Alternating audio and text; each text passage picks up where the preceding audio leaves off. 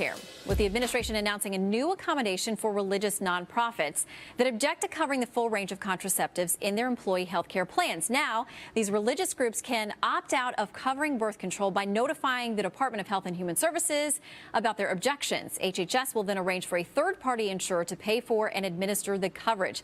Planned Parenthood not happy about this whole situation, saying once again we're reminded of the great lengths opponents are willing to go to put barriers between women and their birth control. While the Obama administration is working hard to protect women's access to birth control in the face of harmful Supreme Court decisions, today's notice also serves as a stark reminder of what's at stake for women when it comes to affordable, basic health care. All right, let's talk about it with Julie Roginski, Fox News contributor and former political advisor to Senator Frank Lautenberg, and David Avella, president of GOPAC.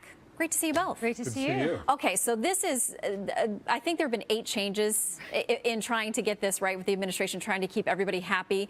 But a lot of people are saying, okay, let's talk about the first rule change, which has to do with, instead of filling out a form saying, I don't want to provide these things, you notify the HHS and say, I don't want to do it, and they take care of it. A lot of people say, you know, it's just a sleight of hand. It is the same thing all over again. It doesn't really change anything. Julie? Well, now HHS is providing it. I don't know how much more accommodation the White House can give to people. If you don't like birth control for whatever reason, if you have some deeply held religious belief, you don't have to provide it anymore. And that's the bottom line.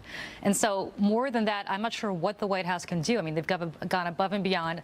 I guess the alternative would be for nobody to just provide a mandate for birth control coverage. I guess that's what people ultimately would want who are opposed to this. But since the mandate exists, this is as far as you could possibly go. I don't know how much further you can go to satisfy opponents of this mandate. And for the landmark ruling in the Hobby Lobby case at the Supreme Court, it was just 4 specific things out of the 20 methods that they objected to, because they were 4 methods they viewed as abortions or something that could end a pregnancy. So that was a very specific ruling, and it dealt with these closely held corporations that are for-profit. They're not religious organizations per se. We're talking about a craft store. But the second part of these HHS modifications or proposals that rolled out last week would now have those companies, which the Supreme Court said simply they don't have to comply with the mandate. Now they'd have to fill out paperwork to comply with the mandate. So there are those who argue on the right, this mandate is actually putting a bigger burden on businesses than they had before the Hobby Lobby ruling. Well, let's also keep in mind that we are now at 43 significant changes to Obamacare since it passed. If you don't like this law, give it time. Either the president will unilaterally change it, Congress will pass a new law, or the Supreme Court will rule it unconstitutional. And when it comes to, and you pointed out, Shannon, when it comes to this particular ruling, as long as religious groups are willing to practice their freedom of religion as the government says so, and have them fill out forms that government says it's approved, then you can do what you want as a religion. I don't think that's what the founders meant when they said freedom of religion.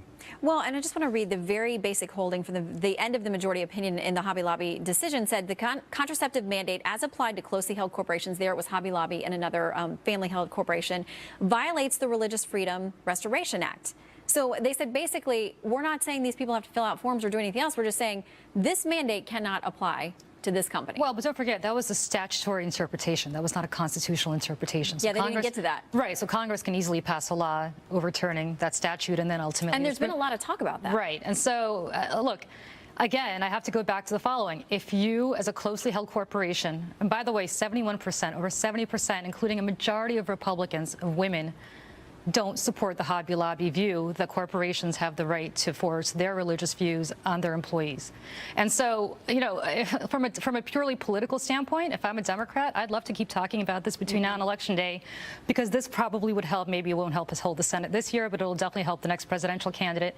I think the Republicans politically are making a huge mistake by harping on this, because, again, even the majority of their own party, women of their own party, don't agree with their position on this. And Democrats did very well on turning it around, immediately raising a lot of money off of this, David. So is there that danger there for the GOP quickly? Well, it's a election about motivating the base, and certainly Republican base seems much more motivated. Our base seems much more motivated than Julie's base this election. Just a matter of weeks to go, and we'll find out. Thank you both. Good to see you. Thanks so much. All right, coming up, a Russian tourist now facing charges